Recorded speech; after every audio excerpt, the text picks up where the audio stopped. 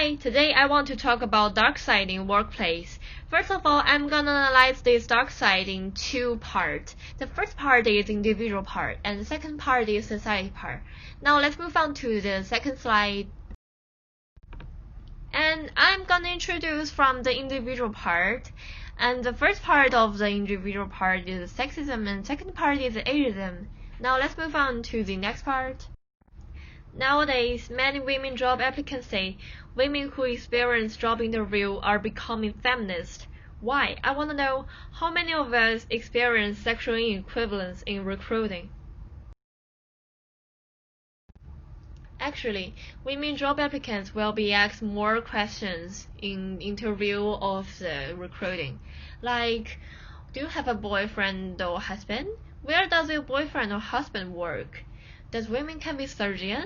How do you balance work and family? Isn't it too hard for women to be scientists? Do you have any children? How many children do you have? Women will pay more attention on family rather than work, right?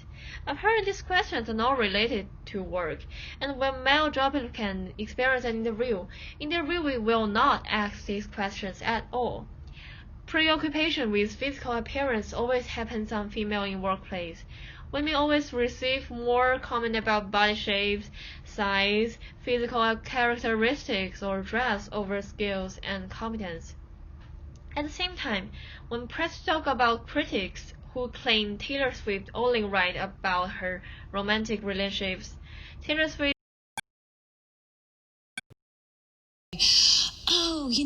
she just writes songs about her ex-boyfriends, and I think, frankly, that's a very sexist angle to take. No one says that about Ed Sheeran. No one says it about Bruno Mars. They're all writing songs about their exes, their current girlfriends, their love life, and no one raises a red flag there.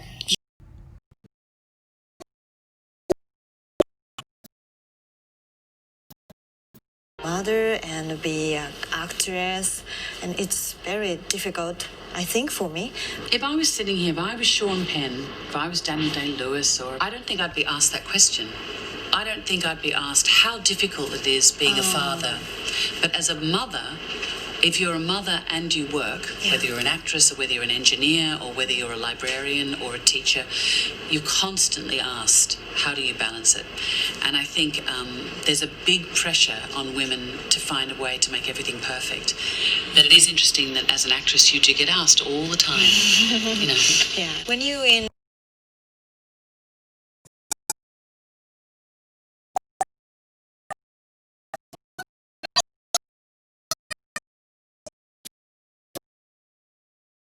and women feel like their views are not heard or supported until restated by a man, and it's actually devaluating women's voice when people have a meeting. Sometimes potential gender discrimination will happen in the workplace, and sometimes they don't even realize some actions are sexism. For example, a CEO said he considered inviting top-performing women in his company to a social event with the company's cooperative board. He believed she would rather be at her daughter's recital that evening. Yet he admitted he invited top-performing men who had young children to the same gathering. Actually, it's a kind of potential gender discrimination that the don't even realize. Women are often being judged more than men at work, and this judgment are often unrelated to their work ability. I really hope that one day this prejudice will be reduced. Now we could take the ageism in the workplace. The United States now have 30 million Americans who have lost their jobs since mid-March. As companies experience a COVID-19 period, more and more companies need to cut costs, which also means downsizing employees. Most of them are over 34-year-old employees. It is much cheaper to have a 20-year-old employee working in Florida or India compared to a 45-year-old based in Manhattan. So 30-year-old people always facing to lose a job just because they have higher wages, but companies don't want to pay them more. And the company always thinks they don't passionate like young people or not help people. Even though senior citizen employees have more experience, so the people who over 35-year-old have higher possibility to face termination of employment in downsizing compared to young employees. It's actually ageism. From now on, we are going to talk about the society part. The society part was divided into evolution and the aging population, and we are going to introduce the evolution definition in the next slide. So what is evolution? Actually, it's first defined by the Clifford Geertz as agricultural evolution.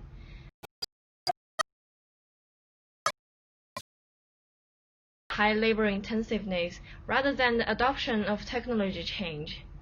If evolution is said to originally refer to the agricultural evolution, then evolution today is an endless cycle of self-flagellation, feeling as if you were running a place and constantly have to motivate yourself every day.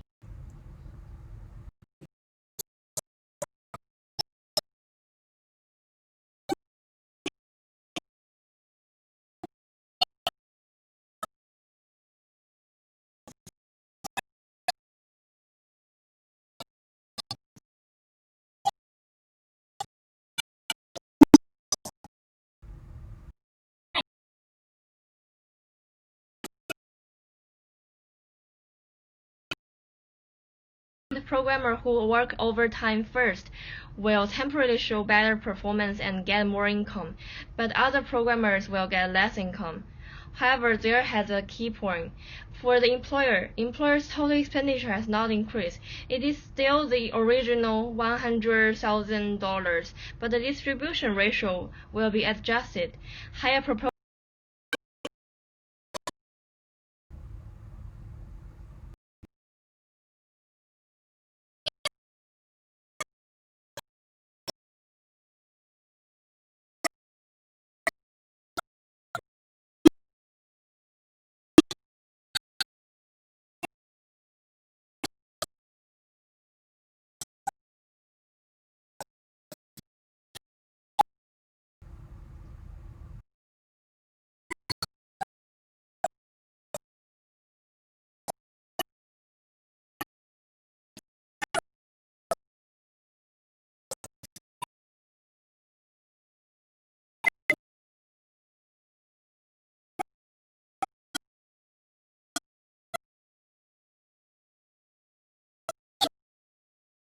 meaningless.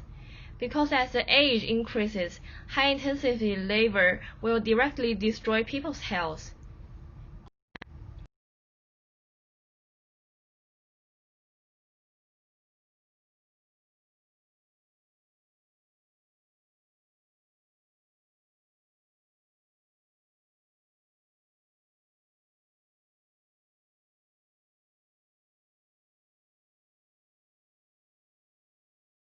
And I want to talk about the aging population. According to the data from World Population Prospect, 1 in 6 people in the world will be over age 65, up from 1 in 11 in 2090. By 2050, 1 in 4 persons living in Europe and North America could be age 65 or over. In 2080, for the first time in history, persons aged 65 or above outnumbered children under 5 years of age globally. And this data indicates aging population is growing fatly compared to birth rate. And this actually related to the evolution level of the society. Actually, high level of evolution will increase sexism and ageism because of fewer job places. Job places was replaced by overtime works. For example, originally have 10 jobs for 10 people, but if all people work overtime, then 3 jobs actually was replaced by high level of work overtime. Then the job places will from 10 to 7, and 3 of them will become unemployment. So the unemployment level will increase. And if unemployment level was increased, then birth rate gonna drop because raising a child costs a lot. Unemployed people hard to raise children.